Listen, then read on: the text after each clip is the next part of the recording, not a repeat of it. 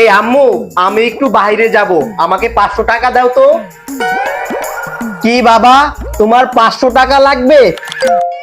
দেখো বাবা, তোমার অ্যাকাউন্টে 500 টাকা চলে গেছে। থ্যাংক ইউ আম্মু।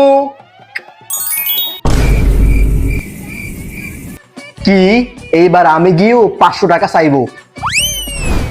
এই আম্মু, আমিও বাহিরে যাব, আমাকে 500 টাকা দাও। কি মা, তোমারও 500 টাকা লাগবে? তুমি একটা কাজ করো, সব থালা বাসনগুলো ধুয়ে আসো। আচ্ছা ঠিক আছে আম্মু। A few moments later.